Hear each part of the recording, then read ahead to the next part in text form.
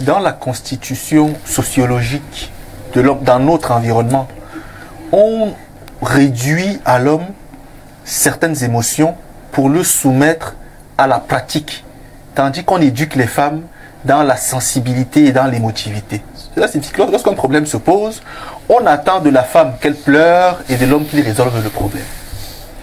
C'est pour cela qu'aujourd'hui, les hommes sont plus en même d'avoir parfois du recul et de la retenue émotionnelle, tandis que les femmes vont simplement l'exposer. Parfait. Ici, moi, j'ai trois choses à dire simplement. Allons-y. Tout à l'heure a dit, les enfants ne s'éduquent pas d'eux-mêmes. J'allais dire la même chose, en droit de monsieur le pasteur, parce que on pense que ces enfants deviennent des délinquants. C'est nous qui construisons nos propres démons. Et dans les maisons, les femmes font des chantages particuliers aux hommes qui ne sont pas très émotifs lorsque les enfants veulent s'égarer. Au point où des femmes menacent de quitter le foyer, des femmes menacent de ne plus faire l'amour, de ne plus faire la cuisine. Oui, tout ça. Si je vous dis, c'est un chantage permanent. Beaucoup d'hommes sont en sous à certains hommes lorsqu'ils ne passent pas certaines choses. Et il faudrait que les femmes soient conscientes de ce que, à mesure que le temps passe, par ces agissements consécutifs, elles construisent des démons qui vont finir par les avaler. Elles sont en train de lécher ce qui va les avaler plus tard.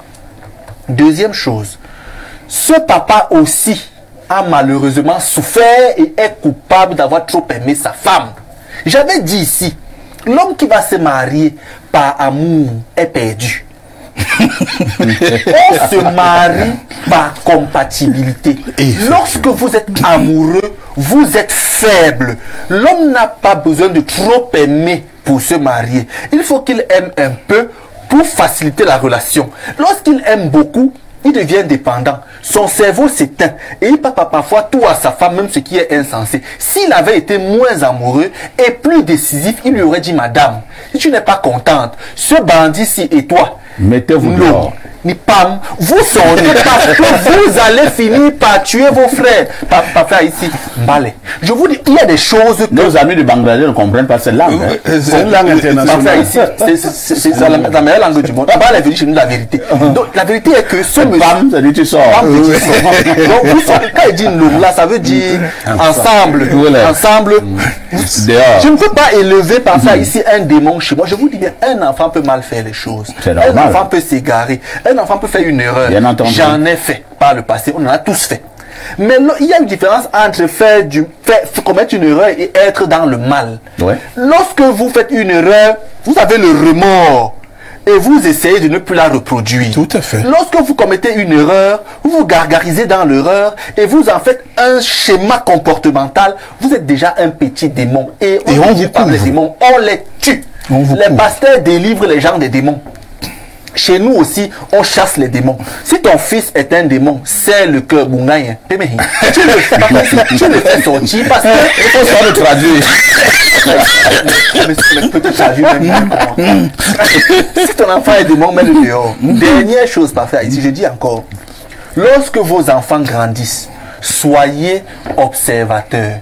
Un humain qui n'a pas beaucoup d'émotions et qui est prêt à commettre des pires atrocités sans émotion, généralement, ils appellent en psychologie les sociopathes, dont ils ne ressentent rien. Ils agissent avec une telle froideur que vous vous demandez s'ils sont humains. Ils sont malades, c'est de la sociopathie, ils sont malades, c'est différent. Les psychopathes, eux, ont même de l'émotion parfois. Les sociopathes, eux, ils sont tellement froids que vous vous demandez même s'ils sont... Vous voyez un garçon, qui prend la scie par faire... Non, il prend la... Non, avant la scie, il a d'abord pris le marteau. On appelle ça chez nous le marteau. Et il assomme sa maman au beau milieu du crâne. Et sa maman tombe. Et il continue le boulot. Parfait. Ta mère qui t'a mis au monde. Et sa mère a mené les 1 million pour lui. Et la maman a apporté les 1 million pour donner à ces vampires. Parfait ici. Nous souffrons aujourd'hui de la volonté de mimer de manière mécanique l'éducation occidentale.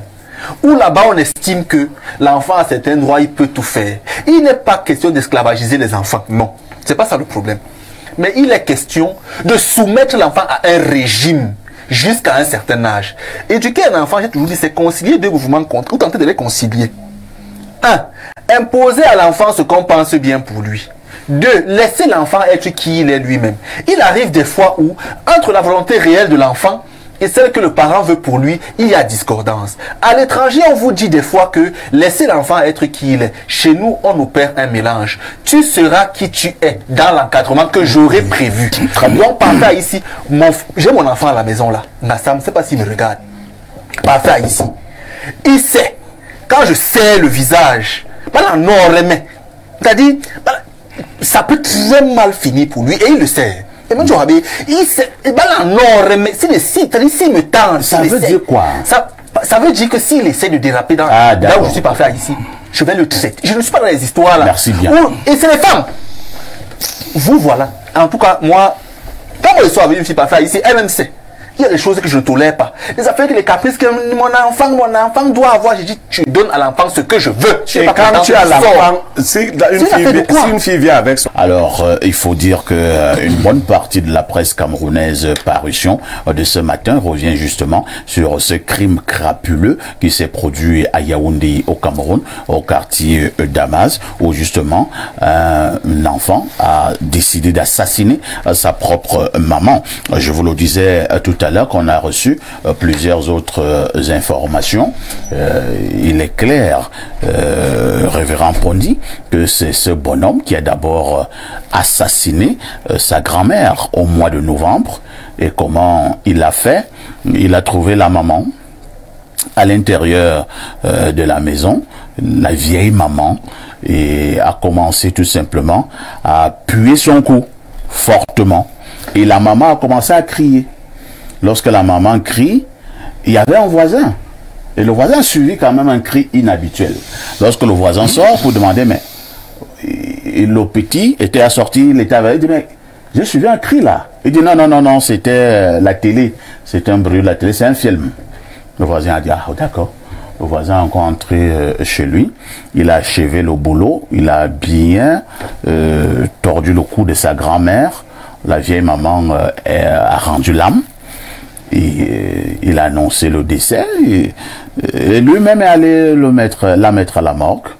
Entre-temps, quand même, les gens ont quand même trouvé cette mort bizarre. Mais on a réussi à convaincre même le clergé, que vous, les pasteurs, les prêtres, vous venez dire la messe de Requiem. On leur a dit non, c'était une maman, elle était très pieuse, et ce qui était vrai, parce qu'elle était vraiment très pieuse. Et le prêtre qui disait la messe a fait comprendre que non, lorsque quelqu'un est très pieux, il arrive par moment que cette personne meurt dans des conditions douces. Vous pouvez aller comme ça en soi, vous dormez, et le matin, vous ne vous réveillez plus. Alors que c'est un vampire qui l'a étouffé. Le prêtre dit que non, quand tu es très pieux, tu peux te coucher, tu ne te relèves pas. Et cette affaire est entrée dans les oreilles des gens. C'était d'ailleurs même beau. Mais le bonhomme en question ne s'est pas rendu aux obsèques. Entre-temps, je vous ai parlé hier du mari de sa mère. Oui. Il a volé une grosse somme d'argent à ce monsieur. Beaucoup d'argent, une dizaine de millions. Wow. Et le monsieur a su que c'est ce bonhomme qui a volé son argent. Lorsqu'il a voulu mettre une pression sur ce vampire, sa mère s'est encore interposée. La femme du monsieur. La femme du monsieur. Non, mais parfait, a insisté. Qu'a fait sa mère lorsqu'il a assassiné sa grand-mère, c'est-à-dire la mère à sa maman? La maman a eu à le couvrir. Elle l'a su, n'est-ce pas? Elle a su, mais elle a couvert ce bonhomme. Pourquoi le décès de sa maman nous intéresse beaucoup? Moi, je crois que nous devons pleurer la grand-mère. Entre-temps, lorsque elle devait tuer sa mère, il habitait déjà dans un quartier, il a pris un appartement à Damas. Il faut dire, comme nous l'avons dit hier, que ce bonhomme est sorti de l'ENAM, l'École nationale d'administration de magistrature, secrétaire d'administration. Il a travaillé au niveau bac. Il est sorti. Et depuis qu'il est sorti, ce bonhomme n'a jamais pris service. Il n'a jamais pris service. Il ne va pas au travail. Il appelle donc sa maman, dans son appartement à Damas. Il lui dit qu'il a besoin d'argent. Sa maman lui dit, qu'est-ce que tu veux encore faire avec l'argent? Depuis que tu es sorti, même au travail, tu n'y vas pas. Et tu dis à sa maman, c'est sérieux, il veut l'avoir, il veut l'argent. Sa maman lui dit, ok, d'accord, j'arrive. Dès que la maman est venue, elle est entrée dans son appartement à Damas. Le monsieur a fermé la porte et a assommé sa maman avec un marteau. Il a balancé un marteau sur la tête de sa mère. Sa mère est tombée. Il a pris les tissus, commencé à mettre dans la bouche de sa mère, l'étouffer, et la maman, naturellement, est morte. Il a conduit sa maman à la douche, commencé à la découper à l'aide d'une scie, et le sang coulait, et le sang ne se faisait que partir. Par la suite, il a pris ces morceaux, il a mis dans le congélateur. Sa maman avait un peu plus d'1 million dans son sac à main. Il a pris l'argent en question, il a mis dans ses poches, il a laissé les morceaux de sa maman dans le congélateur. Et comme c'était un samedi, ce soir-là, tenez-vous tranquille. Vous savez ce que le monsieur a fait? Non. Il est allé en boîte de nuit. Avec cet argent. Même dans les enquêtes impossibles, on n'a pas rencontré un individu aussi insensible. Il est allé en boîte de nuit, il a fait la fête, et tout. Et le lendemain, il a appelé un de ses amis pour venir l'aider à ranger sa maman dans la valise. Et il est reparti au quartier Touameki, au niveau de la maison familiale. La maison où il avait assassiné sa grand-mère. Plus bas, il y a donc une rivière qui passe là-bas qu'on appelle Tongolo. Le bonhomme est allé balancer les valises en question. C'est à l'aide des caméras de surveillance. Parce que quand l'enquête débute, parce que qu'est-ce qui fait en sorte que on puisse rapidement pousser les enquêtes vers ce monsieur? C'est que son tuteur saisi, non le mari de sa mère, son père, parfait. Ce monsieur... Non, on ne peut pas accepter qu'on l'appelle son père. Ce monsieur reste tranquille, dit... C'est le monsieur qui déclenche l'affaire. Il dit, vous dans cette famille, vous me dépassez. Vous savez d'abord que la grand-mère est morte ici dans des conditions troubles. Et on avait soupçonné ce bonhomme, vous avez étouffé l'affaire. La gendarme dit, ah bon? Mais depuis que nous faisons, qu'est-ce que vous nous avez dit qu'il y a une grand-mère qui est morte ici dans des conditions bizarres? Vous voyez donc que les enquêteurs... s'intrigue. Ils se deviennent un peu plus intéressés que... Non, il y a quelque chose qui ne va pas dans cette famille. Affaire, ouais. Le monsieur dit que je ne sais pas si c'est lui, mais je vous dis, interpellez d'abord ce bonhomme. Oui. Interpellez d'abord ce bonhomme. Et quand on interpelle le bonhomme, il veut faire à l'aide des caméras de surveillance, parce que c'est ça. On voit comment il va balancer les valises dans la rivière. On lui demande, mais qu'est-ce que toi tu allais balancer dans la rivière là? Il dit que c'est l'argent. Le bonhomme est passé aux aveux complets. Peut-être que Blériot et Bernardo ne vont plus reprendre la parole. Alors on prend ça comme Blériot, vous connaissez absolument alors on prend commenter. ça comme dénonciation. Ici. Ou alors on reprend cela comme dénonciation de ce jour. Oui, parfait. D'accord, allons-y Blériot. Parfait, ici le pasteur, je voudrais qu'on lise quelque chose dans les Écritures. Allons-y. Le livre de Proverbes chapitre 20, à partir du verset 11. L'enfant laisse déjà voir par ses actions si sa conduite sera pure et droite. Je pourrais continuer. Parfait, les jeunes, les enfants ne s'éduquent pas eux-mêmes. Tout à fait. C'est nous qui les éduquons. Je suis d'accord. C'est nous qui avons donné dans la société actuelle aux enfants le pouvoir qu'ils ont. Je vous assure que depuis hier, je n'ai aucune émotion vis-à-vis de la maman décédée. Oh là là. Non, parfait, je n'en ai aucune. Mais une femme est morte. Elle était méchante. Elle était journaliste. Non. C'était une consoeur. Non. Oh là là. Je lui connu que je ne lui aurais jamais manifesté de la sympathie. Parce qu'aujourd'hui, on élude le vrai problème à ici. Comment votre fils peut assassiner votre maman? Et vous couvrez c'est votre fils à ici. Cette femme était une assassine, une meurtrière. Oh là là. Oui, elle était la complice de son fils. Pourquoi les gens ne percent pas cet abcès? Comment mon enfant tue ma mère? Mon Dieu. Et je laisse. Et je couvre mon enfant. Et je laisse. C'est ce que vous appelez l'amour parental à ici. C'est le faux amour. Non, ça c'est l'amour diabolique. Les parents donnent désormais un amour diabolique à leurs enfants. Oui. Ce n'est pas ça de l'amour. Oui. Elle a élevé le petit serpent depuis qu'il était tout petit. Oui. Voyez bien l'image. Le serpent, dans le corps du serpent, le venin prenait de l'ampleur. Et elle les caressait et elle nourrissait ce serpent. Elle était charmeuse de serpent. Vous les mamans et les papas qui faites ça avec vos enfants, couvrez les crimes de vos enfants. sachez que c'est comme ça que ça se termine. Je disais un jour à ma tante, à ma belle tante, elle enseignait l'avarice à ses enfants. Être chiche. Et je lui disais que maman, Quand tes enfants auront été chiches envers tout le monde, ils vont devenir chiches avec toi. Son fils lui refusait le tanguy. Seigneur. Son fils, un jour, je lui dis, maman, c'est ça. Le cours que tu avais donné, tu croyais que le méchant fait du mal aux autres seulement. C'est cette maman-ci, aujourd'hui découpée, qui doit nous servir de tremplin pour notre réarmement moral. Tout à fait. Vous voyez un enfant vole, il vient avec le butin, il remet à ses parents ou à c'est très souvent les mamans. La maman prend ça et cache.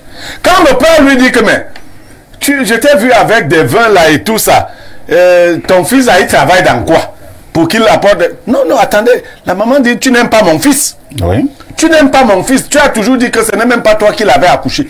Pendant que nous parlons, il y a plein d'enfants qui sont dans des complicités bizarres avec leur maman et leur papa dans les maisons. Tout à fait. On a un enfant qui avait ouvert la tête de son père grâce à une hache récemment. Vous n'avez pas oublié. Je dis que même si nous voulons pleurer, nous devons voir que Dieu a exposé cette femme. Parce que le courant, comment elle vivait avec cette idée que ma maman a été assassinée par mon fils et son truc là qu'elle appelait enfant, il était si important que ça pour qu'on le couvre. Vraiment. Un truc qui ressemble à un bangaman, un truc comme ça, on aurait pu s'en passer depuis sa naissance. Oui. On n'en avait pas besoin. Et je dis aux parents, il y en a qui m'ont appelé hier, souvent pour me dire que non, tes conseils sont durs. Vous n'imaginez même, mes conseils ne sont même pas durs. Je dis que ne peut même pas tenter. Si mon fils fait partie d'un gang, c'est moi qui organise leur arrestation, moi-même. Mais c'est comme ça. C'est comme ça que je fais ça. Et si je me rends compte qu'il est un danger pour mes autres enfants, je m'assure que ces jours soient très courts, pour qu'ils ne continuent pas. Et je vous dis que si vous n'agissez pas comme ça, vous n'êtes pas un parent. Dieu aime les hommes plus que nous, non? Bien sûr. Dieu n'a-t-il pas détruit Sodome et Gomorrhe? Ouais. Dieu n'a-t-il pas, à l'époque de Noé, vous pensez que quand on a des déchets comme le type... C'est vraiment un déchet. Un déchet de l'humanité comme le truc qui a assassiné sa maman là. On est obligé de conserver ça? Merci Pierre Blériot. C'est vrai. Pas ici. Oui, Blériot. Et je souhaite que plus d'enfants tuent leur maman. Les mamans. Oui, oui. Non, parce que, attends, on va faire comment? Vous avez un enfant, vous avez fait un enfant avec une femme. La femme avec laquelle vous ne vivez plus appelle son fils qui est chez vous ou sa fille pour dire que vole souvent l'argent de ton père. Tu viens me donner. Tu viens me donner. Oui. Bon, quand l'enfant vole et que le père se fâche, il fait fouetter son fils, la maman lui envoie des informations que comme ta femme de la maison la déteste mon fils, vous voulez déjà tuer mon fils. Quand vous allez tuer mon fils, moi-même je viendrai aussi te tuer. Vous voyez les mamans? Chantage. Alors, je crois que avant qu'un enfant n'en arrive là, il montre souvent les signes. Il montre les signes. Parents, le premier jour où un enfant vole un œuf, fouettez-le comme s'il avait volé un bœuf. Oui. Et si votre femme, aux hommes, je ne parle plus aux mamans, elles sont complices des assassinats de leur fils. Si votre femme essaye de parler, donnez-lui la correction devant son fils pour qu'elle comprenne que ils sont les deux dans la même gamme selon vous. Si vous n'avez pas la force, parce qu'il y a des hommes qui ne peuvent même pas taper leur femme. S'il y a même la bagarre, sa femme va le taper. Traitez-la autrement. Je dis que les enfants ne sont pas là pour nous imposer leur bon vouloir. C'est à nous de dresser. Tu dresses son body. On prend un vêtement, on te le fait porter, on dit voici ce que tu vas porter. Tu dis que ça ne me suffit pas, on te met ça, ça te suffit.